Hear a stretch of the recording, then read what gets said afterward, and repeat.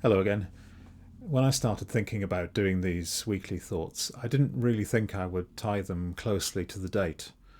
But a fortnight ago, I waffled about St George's Day, and last week I spoke about Tom Moore's 100th birthday.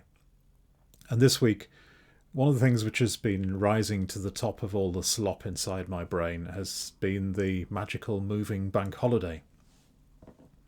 There's been 2 days for the bank holiday this week, and I'd like to briefly explore some of the tension between them. May Day is an ancient spring festival which then became associated with workers' movements when it was designated the International Workers' Day. That was in the late 19th century. And the official bank holiday on the first Monday in May was introduced by a Labour government in the 1970s. And on a couple of occasions since, Conservative governments have seemed to have considered moving it to October, perhaps to Trafalgar Day, marking a military victory. And that's where the tension is. As a state, as a nation, do we prioritise celebrating military power, or do we prioritise celebrating the workers? It's not very often stated as starkly as that in the UK, but I do wonder whether that's part of what's going on. Of course, with the current pandemic, much of what was in our calendars and diaries has become obsolete. But even before that happened, the government made most of our calendars and diaries and planning for events this week obsolete by a late change from a bank holiday on Monday to a bank holiday on the Friday for a holiday to mark the 75th anniversary of VE Day, part of the process of the end of the Second World War. So this year the holiday has shifted to mark a military victory. Now, we could quite accurately say that the Second World War was much more than just a military endeavour. But I was interested to hear the Defence Secretary on the radio on Monday let slip in conversation that, at least in his eyes, the VE Day anniversary was about, and I quote, celebrating our soldiers. Celebrating our soldiers. It felt to me almost, I don't think this was really true, but it felt almost as if he was claiming that the soldiers were feeling left out because the in thing now is to celebrate the NHS. And the expanding season of remembrance in November, maybe that's not enough. And it felt to me like a very strange comment to make. Well, what's all this got to do with the faith, you may be asking?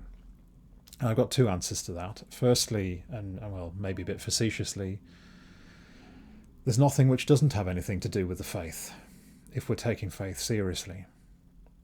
Faith is about how we live in all its aspects. But secondly, it made me think about liturgy. And now you might be wondering what liturgy's got to do with it. Well, when we talk about liturgy, we often mean a written liturgy, doing the service out of the book, as Methodists might say. Of course, in our Methodist traditions, we have a mix of written liturgy and unwritten liturgy.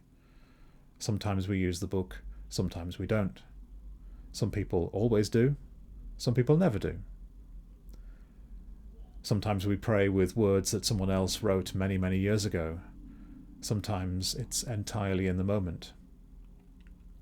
But whether what we do and say is written down or not, we have developed traditions of the way we worship, how we worship, what we do and say.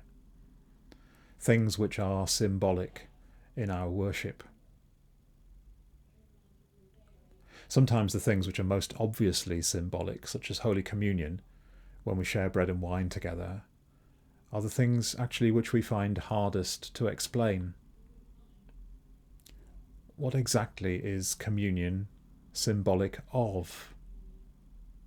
It means a lot. But what exactly does it mean? You'll get different answers to that question from different Christians because we've developed different traditions, different schools of thought over the centuries of sharing bread and wine together. The symbolism might have slipped a bit, become a bit more vague, but it still matters dearly to many of us.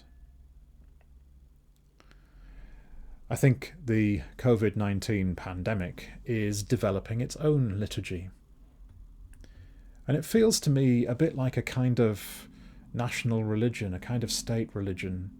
Not in the sense that the Church of England is an established church in this part of the UK, but rather that there's some kind of religious ritual which is about our relationship to the state rather than about our relationship to God. I understand that I may be a bit weird in this, but that's how I feel about remembrance. I've struggled to find what's Christian in the expansion of remembrance activities in recent years, except for what I said earlier, that faith has to do with life in a holistic way. And so there's nothing that faith doesn't speak to. In a sense, faith is about everything. Anyhow, that's a digression, but a relevant one, because we've recently had a silence, like a remembrance silence, to remember people who've died on the front line, as a military metaphor, people who've died on the front line against COVID-19.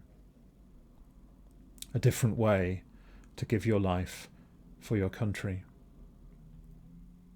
And of course, giving your life doesn't actually mean you have to die. And it struck me that in contrast to the state and military-led occasion of remembrance, this silence was an initiative from the trades unions. And there's that tension again, between a focus on the workers and a focus on state power, military power. And the main liturgical action of this developing religious ritual is the Thursday clap.